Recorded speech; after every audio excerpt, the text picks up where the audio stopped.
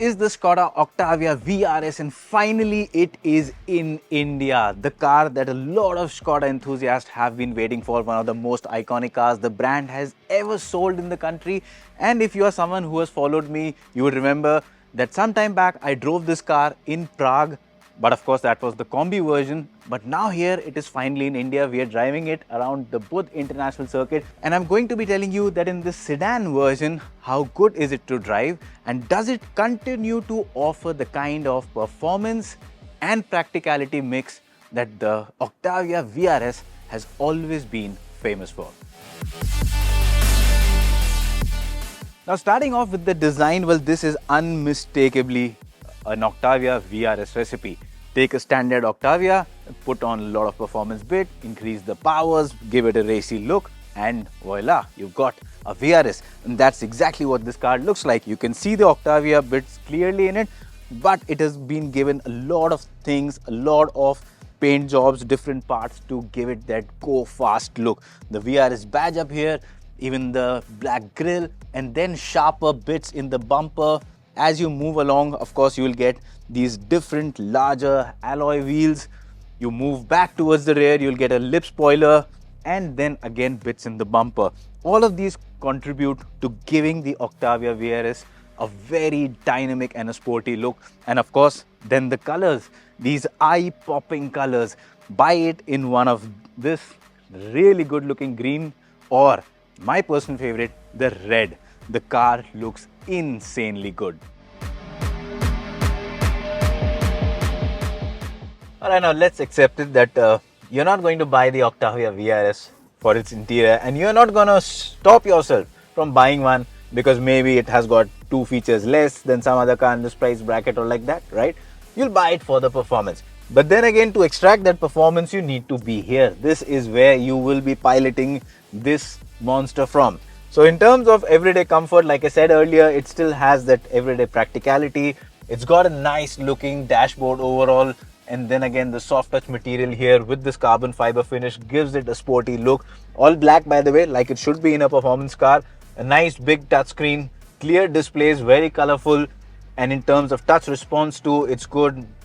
You get all types of features, connectivity options.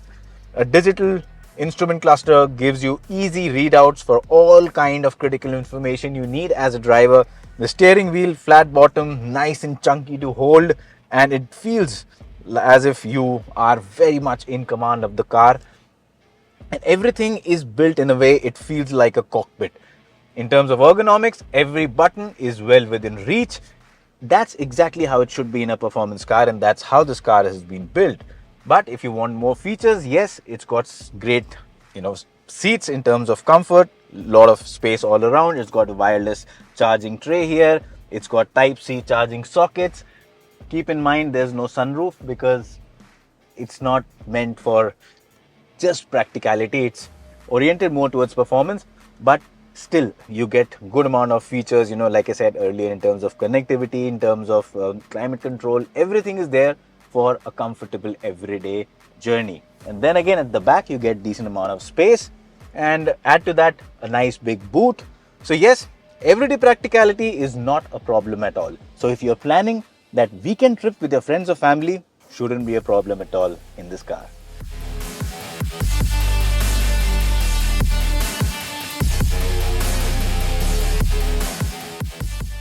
So right now we are going to do the tight handling course with the Skoda Octavia VRS, and first we'll go through a Moose test, and then of course slalom, followed by an autocross. Now, while you might ask why we are doing this when we are already driving on the track, well, that's because this is all about testing its ability to handle tight turns at low speeds. The track is all about free-flowing fast turns. So let's see how this car fares over this tight course.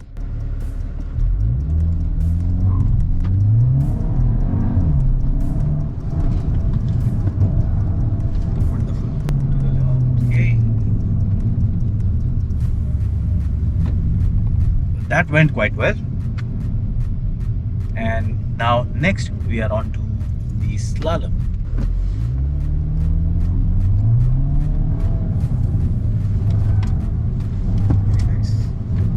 Very nice. Wonderful. Slalom done. Now on to the autocross.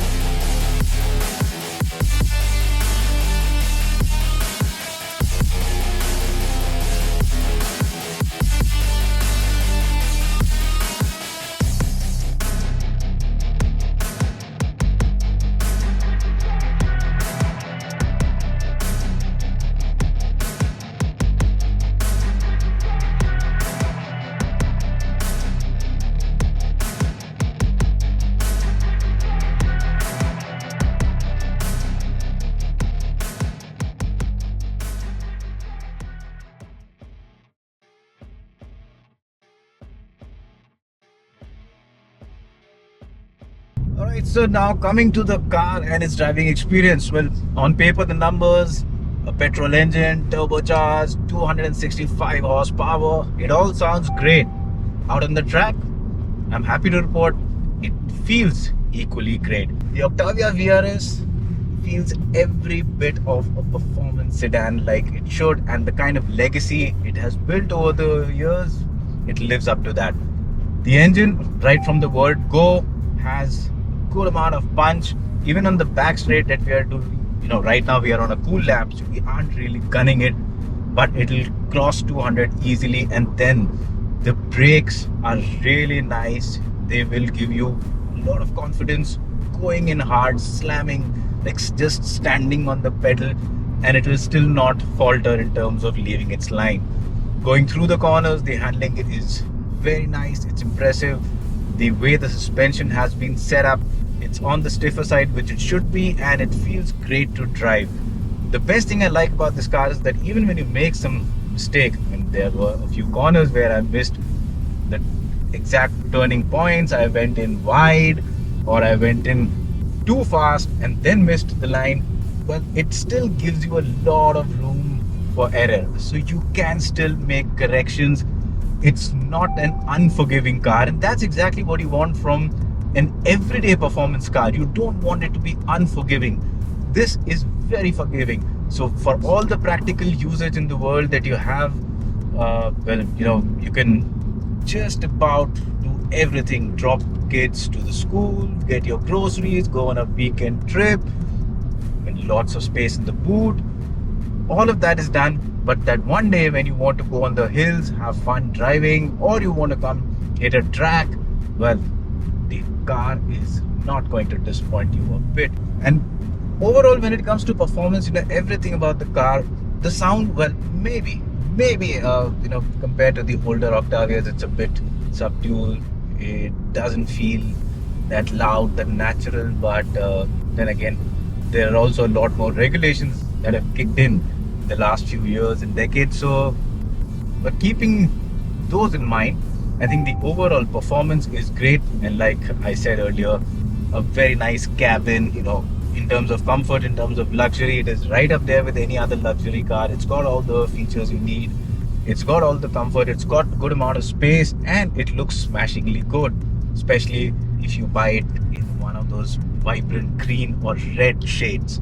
So yes, the Octavia VRS is back for all the enthusiasts. It's a great news, but for most, it's not, because only 100 people will get to buy it, and the rest of us will basically just get to dream about it, unless there is enough pressure on the company to bring in more units. So that's your job.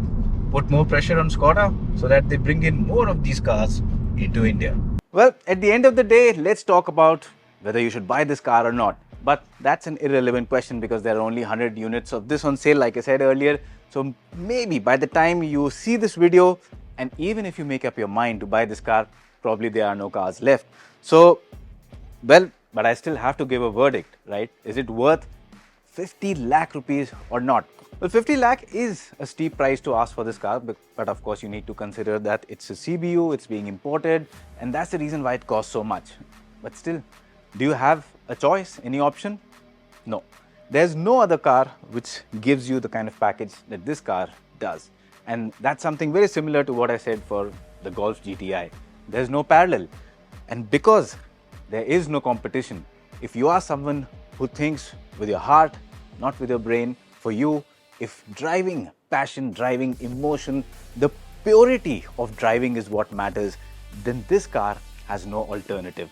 Also, there are a few things I might have missed out upon, such as ride quality, lot of things in terms of cabin comfort, but keep in mind we're driving it on track, so telling anything about the ride quality would be plain foolish. So I will reserve those opinions till we get the car to drive on the road, and then we'll do a detailed analysis. But the most important thing you wanted to know about the performance, I've already spoken about it, and now you know that in case you are able to get your hands on one of the 100 units, this thing is bloody worth it.